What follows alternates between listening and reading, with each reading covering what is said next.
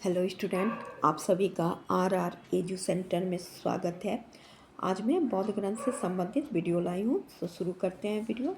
बौद्ध ग्रंथ बौद्ध धर्म के पवित्र लेख पाली भाषा में लिखी गई है। भाषा के रूप में पाली प्राचीनतम भाषा है तथा बौद्ध काल में मगध और उसके आसपास के क्षेत्र में पाली भाषा बोली जाती थी। इस कारण बौद्ध धर्म का उपदेश और लेखन पाली भाषा में की गई थी, किंतु बाद के कई ग्रंथ संस्कृत भाषा में लिखी गई है। पाली में लिखे गए बौद्ध के लेख मुख्य रूप से त्रिपिटक है, जिसे संस्कृत में त्रिपिटक कहा गया है और पाली भाषा में टिपिटक कहा गया है, जिसका अर्थ होता है टोकरी। 3 प्रकार के यह है पिटक है: विनय पिटक, सुत्त पिटक और अभिधम पिटक।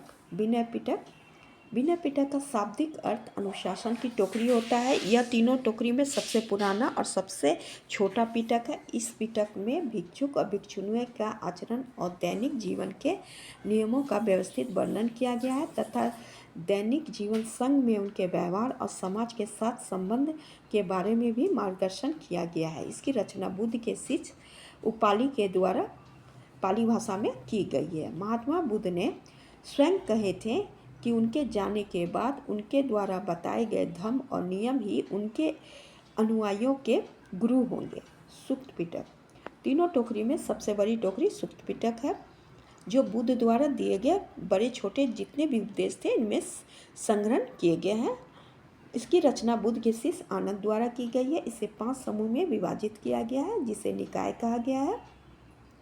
दीर्घ निकाय, मध्यम निकाय, संयुक्त निकाय, अंगुत्तर निकाय और खुद्दक निकाय, ये 5 निकाय है। दीर्घ निकाय सबसे बड़ी निकाय है। बौद्ध से संबंधित लंबे भाषणों का इसमें संग्रह है। इसमें 34 लंबे सूक्त का संकलन किया गया है और साथ ही उन परिस्थितियों का इसमें उल्लेख है जिससे प्रेरित होकर बुद्ध ने प्रवचन दिए और बुद्ध के अंतिम दिनों महापरिनिर्वाण का भी इसमें वर्णन है। मध्यम निकाय इसमें बुद्ध के 152 छोटे छोटे उपदेश का संग्रह है। इसमें ध्यान, आत्मज्ञान, नैतिकता का भी वर्णन है। संयुक्त निकाय बुद्ध के सिद्धांत पर की गई चर्चा का वर्णन है और इसमें इसे 5 वर्गों और 56 सूक्तों में विभक्त किया गया है। अंगुत्तर निकाय 2000 संक्षिप्त कथनों का संग्रह है, जिसमें 11 खंडों में औपचारिक रूप से बांटा गया है, जिसमें सिद्धांतों का वर्णन किया गया है और बुद्ध और उनके शिष्यों का उपदेश इसमें दिए गए हैं। खुद्दक निकाय यह गद्य और पद्य दोनों में वर्णन है। यह 15 पुस्तक का संग्रह है जो बौद्धवाद को समझने के लिए आवश्यक है। खुद्दक निकाय का प्रधान पुस्तक को पाली भाषा में रचना की गई है।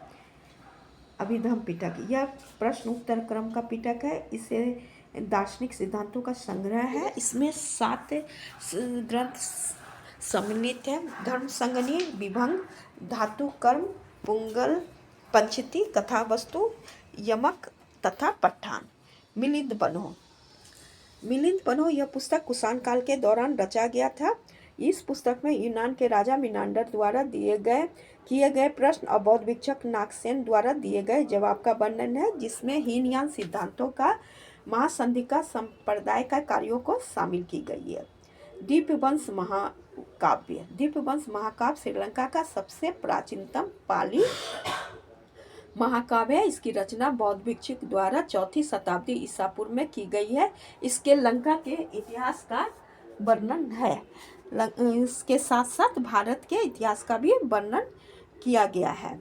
महावंश पुस्तक यह श्रीलंका के पाली महाकाव्य है। इसमें श्रीलंका के इतिहास के अलावा इस पुस्तक का धार्मिक और संस्कृति संबंध होने के कारण भारतीय इतिहास पर भी यह प्रकाश डालता है।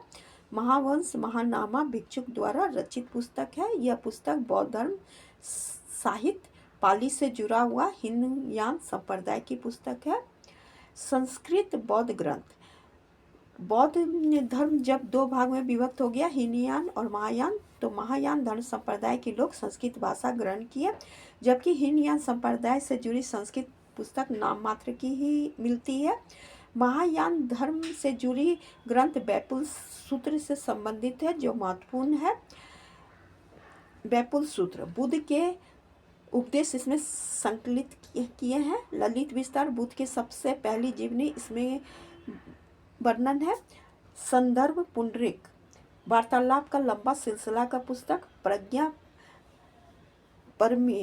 प्राचीनतम जीवों का वर्णन किया गया है। माध्यमिका कारिका नागार्जुन द्वारा रचित महायान दर्शन तथा शून्यवाद का वर्णन है।